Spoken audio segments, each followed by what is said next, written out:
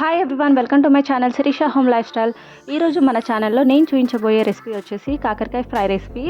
ఇది చాలా simple and tasty కూడా. కాకరకాయ అంటే ఇష్టం లేని వాళ్ళు కూడా ఎంతో ఇష్టంగా తింటారు. మరి లేట్ చేయకుండా ఈ ప్రాసెస్ ఏంటో చూసేయండి. ముందుగా కాకరకాయని చక్కగా వాష్ చేసి ఇలా రౌండ్గా కట్ చేసుకోవాలి. ఇలా చూస్తున్న విధంగా రౌండ్గా కట్ చేసుకుని రెడీగా పెట్టుకోవాలి. ఇప్పుడు స్టవ్ ఆన్ చేసుకొని ఒక పెద్ద కడాయి పెట్టుకొని దాంట్లో డీప్ ఫ్రైకి సరిపడా ఆయిల్ వేసుకోవాలి. ఆయిల్ బాగా వేడిగా ఉన్నప్పుడు ఈ కాకరకాయ పీసెస్ అన్నిటిని వేసుకొని చక్కగా ఫ్రై చేసుకోవాలి. ఈ ప్రాసెస్ మొత్తం హై ఫ్లేమ్లో కూడా చేసుకోవచ్చు. మంచి గోల్డెన్ బ్రౌన్ కలర్ వచ్చేంత వరకు ఫ్రై చేసుకోవాలి.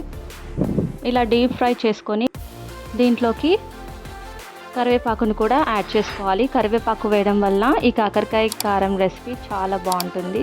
ఎంత ఎక్కువ కరివేపాకు వేస్తే అంత టేస్టీగా ఉంటుంది. ఇలా కరివేపాకును కూడా చక్కగా వాష్ చేసి దీన్ని కూడా ఆయిల్లో వేసి మంచిగా ఫ్రై చేసుకొని దీన్ని సపరేట్ చేసుకోవాలి. ఇప్పుడు దీంట్లోకి వెల్లుల్లి రెబ్బల్ని పచ్చపచ్చగా దంచి అవి కూడా వేసుకొని ఫ్రై చేసుకోవాలి. వీటిని ఎక్కువ ఫ్రై చేయని అవసరం లేదు. ఇలా నూనెలో కాసేపు ఫ్రై చేసుకున్న తర్వాత ఈ కాకరకాయ పీసెస్లో వేసుకోవాలి. ఇప్పుడు దీంట్లోకి పసుపు యాడ్ చేసుకోవాలి. 1 టీ స్పూన్ దాకా పసుపు, అలాగే కారం 1 టీ స్పూన్ వరకు కారం, అలాగే 1 టీ స్పూన్ వరకు సాల్ట్ కూడా వేసుకొని, సాల్ట్ సరిపోకపోతే మళ్ళీ వేసుకోవచ్చు. వేసుకొని ఇంకా మొత్తం అంతా కలుపుకోవాలి.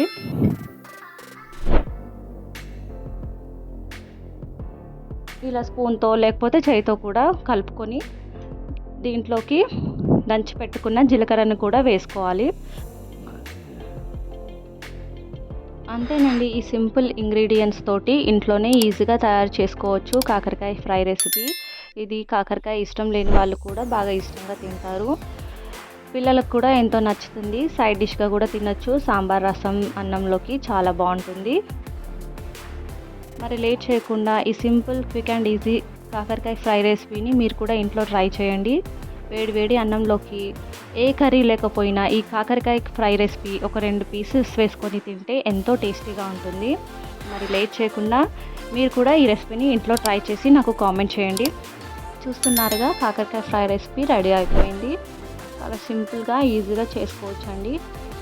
ఇది క్రిస్పీగా చాలా టేస్టీగా ఉంటుంది. మరి లేట్ చేయకుండా మీరు కూడా ఈ కాకరకాయ కారంని ఇంట్లో ట్రై చేయండి. కొత్తగా చూస్తున్న వాళ్ళు మన ఛానల్ని సబ్స్క్రైబ్ చేసుకోండి. Thank you for watching. Thank you for your time.